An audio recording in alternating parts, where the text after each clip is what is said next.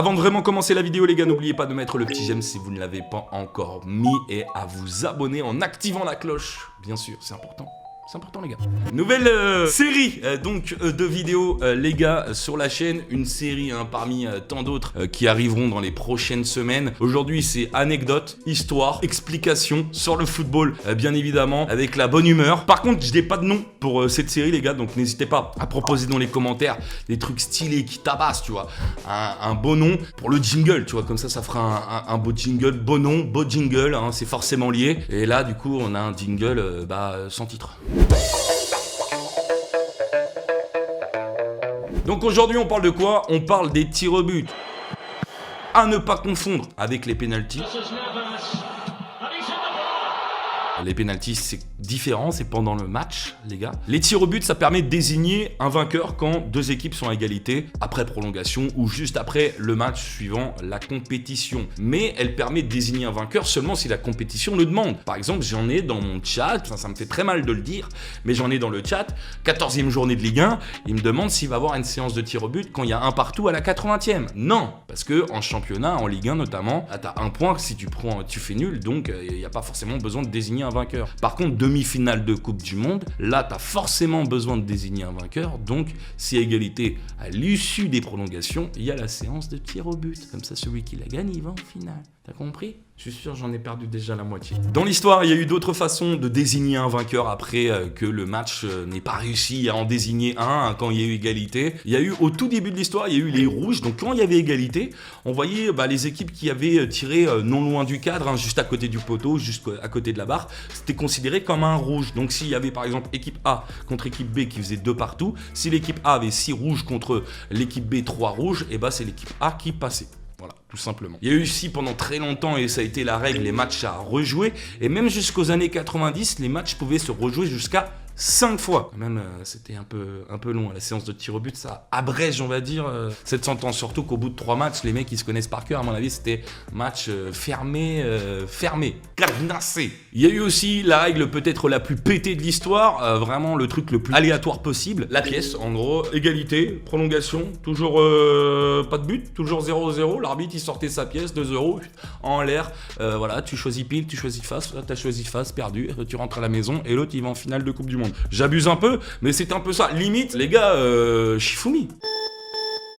C'est fait, les Bleus sont champions du monde. Shifumi, il y a quand même, tu vois, tu prends les deux capitaines. Le premier arrivé à 3, pierre, feuille, papier, ciseaux. Pierre, feuille, papier, ciseaux. Pierre, feuille, papier, ciseaux. Bref, t'as compris, Shifumi, boum boum, le premier qui gagne, qui arrive à 3 points en finale. Là, ça aurait été mieux que la pièce. Il y a eu aussi les buts en or et en argent, notamment Coupe du Monde 98. Une prise de risque peut-être de Pires. Il est dans la surface. Le centre oui, c'est fini. Mais je pense que ça peut être le sujet d'une vidéo. N'hésitez pas à me dire dans les commentaires sur le but en or. Et puis, il y a eu d'autres essais ou d'autres demandes, idées par certaines personnes. Il y a un mec qui a proposé de s'appuyer sur les stats. Donc par exemple celui qui avait le plus de tirs cadrés après les prolongations, il gagnait le match. Celui qui avait le plus de corners après les prolongations, il gagnait le match. Il y a eu aussi attaque défenseur gardien. Alors à pas confondre avec ce qui s'est passé en MLS. Pour ce qui s'est passé en MLS, les gars, les ricains ils font toujours des trucs je vous laisse regarder la vidéo de Willow, les gars, qui vous l'explique très bien ce qui s'est passé en MLS. Pour résumer, l'Amérique, les États-Unis.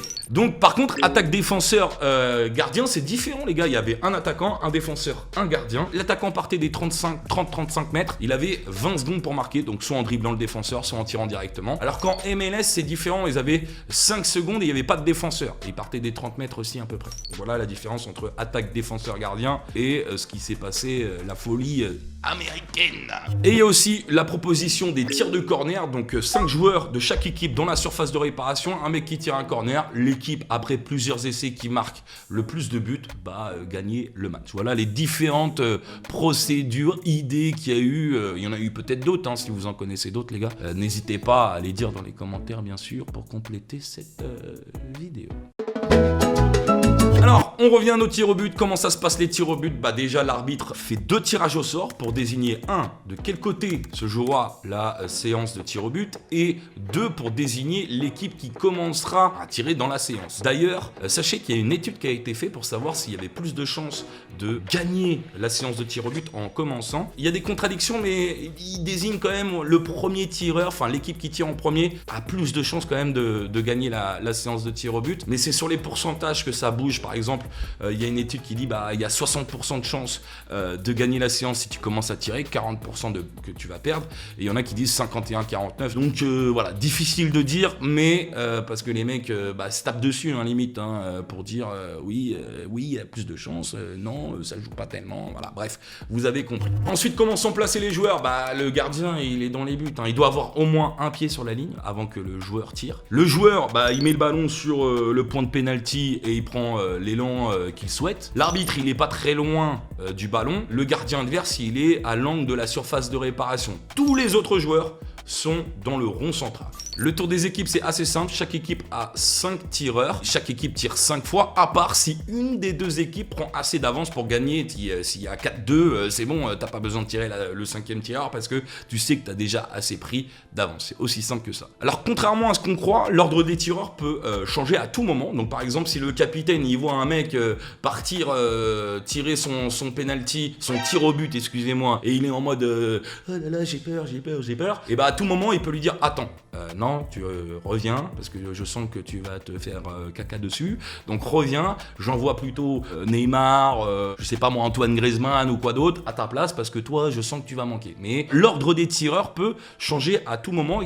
C'est pas défini. Si les 5 premiers tireurs ont tiré et qu'il y a toujours égalité entre les 2 équipes, on va rentrer dans ce qu'on appelle la mort subite. La mort subite, c'est quoi? L'équipe A va tirer. Si elle manque, l'équipe B tire et marque. C'est fini. L'équipe A tire, elle marque et l'équipe B marque pas, c'est fini, c'est mort subite directement. Si les 2 équipes sont encore à égalité alors que tous les tireurs ont déjà tiré pour les 2 équipes, et du coup on repart à 0, mais pas forcément dans le même ordre, l'ordre peut changer, l'ordre des tireurs peut changer. S'il y a une équipe qui était à 10 avant la séance de tir au but, l'équipe adverse, le capitaine de l'équipe adverse doit désigner un joueur qui ne participera pas à la séance de tir au but. Après, il y a plein d'autres subtilités. Déjà, ça me saoule de tous les dire. 2, sûrement, t'es en train de manger des chips et tu regardes la vidéo à moitié. Ou 3, tu viens de te réveiller, t'as rien compris de ce que j'ai dit depuis le début de la vidéo. Ou 4, t'as déjà quitté la vidéo. Donc, est-ce que ça vaut vraiment le coup? Si tu penses que ça vaut vraiment le coup de donner vraiment toutes les subtilités, il y a l'espace commentaire.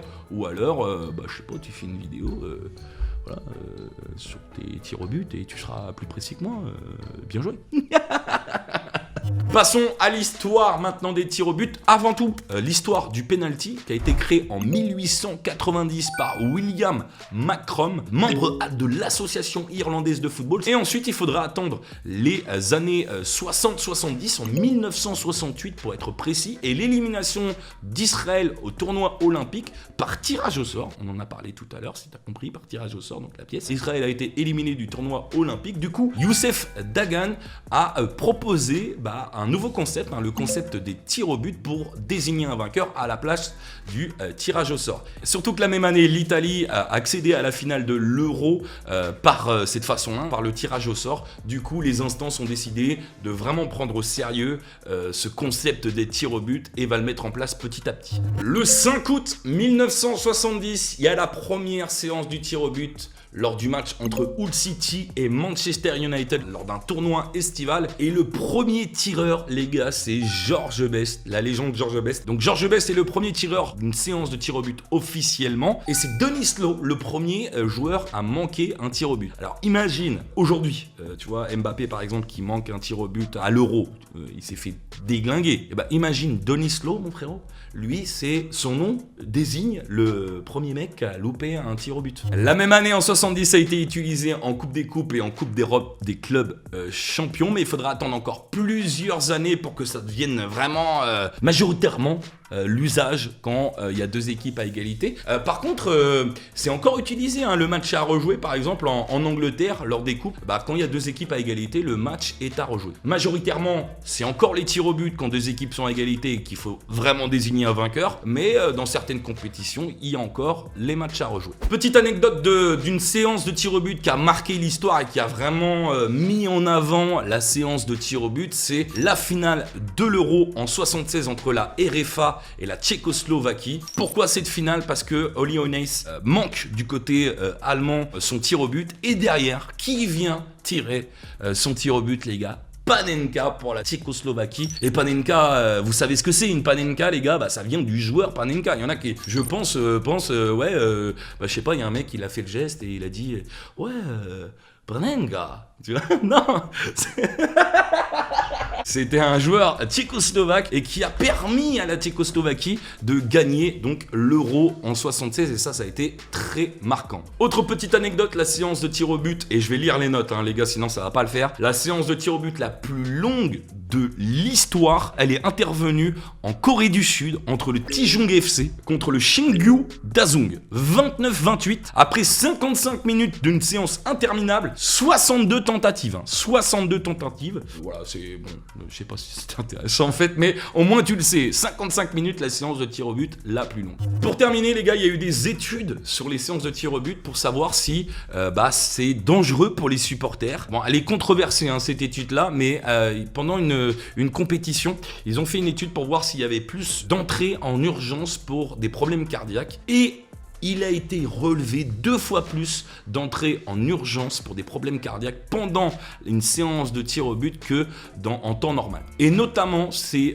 entrées aux urgences sont en majorité pour des hommes. Voilà, encore une fois, je sais pas si c'est intéressant, mais au moins maintenant vous le savez, tu vois. Ouais, la prochaine fois qu'il y a une séance de tir au but, tu dis, tu sais, la séance la plus longue, ça a été en Corée du Sud, elle a duré 52 minutes. Et tu sais que il y avait, pour les supporters, il y a possibilité de danger pour la santé pendant les séances de tir au but, pendant une compétition a été relevée. Voilà, après tu fais ce que tu veux, tu te prends l'info comme tu veux, et après tu l'utilises comme tu veux pour te monter un petit peu, tu vois, dans l'échelon des connaisseurs du football. Voilà les gars, la vidéo elle est terminée, j'espère qu'elle vous a plu. Je suis pas encore totalement à l'aise, mais ça va venir. Je vous rappelle, n'oubliez pas de mettre le petit j'aime si vous ne l'avez pas encore mis, n'hésitez pas à vous abonner. Merci à Clément pour le montage, merci à vous tous pour votre soutien, vous êtes énormes. Et on se quitte comme d'habitude sur le au revoir des années 90. Tchuss.